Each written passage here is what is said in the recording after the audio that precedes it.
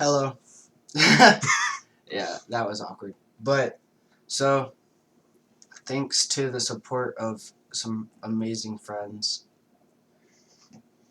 I'm starting this thing where I'm gonna start posting some history because it's something I love to do. I'm very passionate about.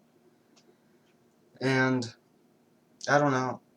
I don't have many ideas of what I could talk about, mainly because some of the things I know are very ideological, not really the battles. I know the battles and stuff of wars. Like, I can talk about wars a lot. But it's also, I want to do some learning as well. So I kind of want people to, if they want to learn anything in specific, you know, to let me know. Because I love learning history and I love teaching history. But this is a very awkward intro to my channel. But, so, my name is obviously, it's Colton.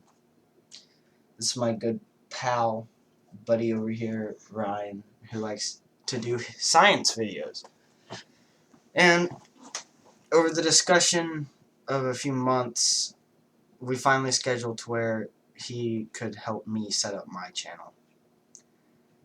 So that's what this is. The basic knowledge of history I know is, I know World War II and World War I. I know some imperialist facts. I know a lot about America. I know about Russia. I know a lot about Russia. I know about democracy, monarchies, communism, fascism, all the good isms of the ideological world. I learned most of my history with Ryan during my 8th grade year. And from that, it sparked a love of knowledge and to learn from our past, if not to learn more about our past, to help make better judgment calls. The hard thing about history is it's a very opinion oriented subject. I mean, everybody has their own views on what should have happened, what did happen. So my biggest thing is I try not to say one thing is better than the other. I like to do my research on both sides. So like Cold War, I like to do my research. I mean, yes, I'm American. I'm a very patriotic American. But I know we're not a perfect country. And so during the Cold War, I like to do some research about the space race and arms races and just fun, neat things. I like to know neat little things as well as big things. Yeah. With the reason I feel history is very important to even those who don't care, it's just if we don't learn, we have the opportunity to repeat. Not all history is good to repeat, especially things that can be seen right now to have taking building blocks from what has happened. It's like a domino effect, and it's still happening now. I never thought I would like history. I didn't even get into it until the history bee, and once you learn, I feel like history is a subject that once you start learning it, you can find your niche. I mean, there's so much about history. It is not just war. Yeah. That's what a lot of people only like the wars. But a lot of important stuff has happened outside of war. War is important because it shapes the world. But outside of war, you have diplomatic issues that matter. You have economic history that matters. Cultural history that matters. A nation's uprising, a nation's downfall, civilizations dating back to the BC era, that all matters because it is our history as a planet, as a race of human beings. If you're on Earth, I don't care how you believe you got here, history's history. It is our uprising. It is our people. We all started somewhere, and so it doesn't matter who you are. We're all connected. Doesn't matter what you believe. We're all connected. I like I like to think of history as I use it as a coping mechanism because if I, get feeling down, just learn about a war. If I feel frustrated, learn about the great fucking Spartan era wars. I mean, and hell, there's tiny little countries who no one pays attention to that have some pretty deep history. Liechtenstein. Luxembourg's better. Liechtenstein. Would you like to say some things? Sure. One of the things that I like about history is, like you said, I use it as kind of a coping mechanism because we get to something and it's like this is something that's never been done before, but in reality, almost everything's been done before in a way. And if you study history, a lot of the problems we're having in modern times, they've happened in the past, and they're happening now because people don't know our history. And if we learn history, we know how to prevent problems, we know how to solve problems when they do come up, and we really would understand what's going on around us more. And like you said, cultural history. Economic, I mean. Yeah, like cultural history I think is really important right now because you can understand why things are the way they are right now. And because that's just a big thing right now. And economics, that's another one that's big right now.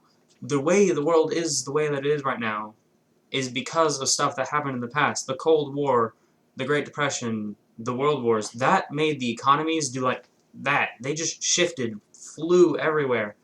And everything, America went from being just chilling in the corner to being the world superpower. The awakening of a sleeping giant. Yeah, in a matter of about a century, which, granted, that seems like a long time, but in terms of history, No. that's tiny. See, and history isn't only what we do, like, as people. It's not only that. I mean, you don't learn about the prehistoric era without looking at if dinosaurs. That is history. The Earth's history. We have our history as people, but the Earth has a history.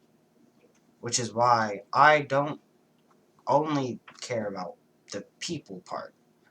I mean, I'm reading a book right now that is talking about the start of civilization as a whole. I mean, history is of vital importance to me. It's because though it happened in the past, it's always good to learn how, why, what were the triggers for it, what were the outcomes of it, what happened during it.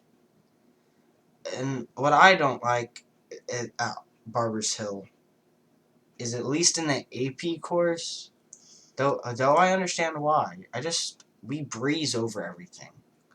We only care about the triggers and the outcomes. But a lot of stuff happens in the middle. It's like a gray area where We just pass it to a different subject to teach.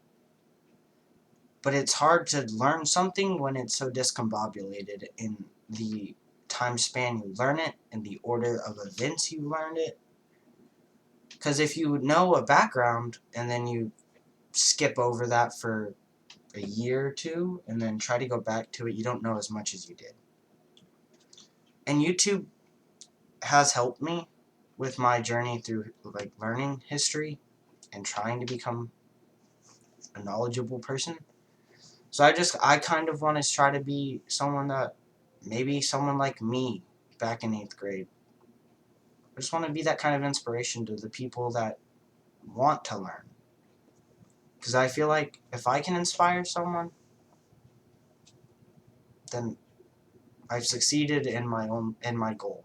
I don't care about popularity of my channel because I doubt I'll ever get a lot. But I just care about helping and inspiring someone to love what I love. I mean, I love science. Yeah. But I also love... Well, that was an obvious pause of the video. Yeah. But in term, I mean, inspiration is important.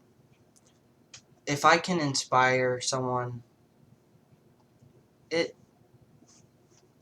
helps them. It can help them. I think I was saying, I love science. I love chemistry. That is my thing. I like that. Science is my favorite science. He likes physics. But we share a bond of not only friendship, but of history.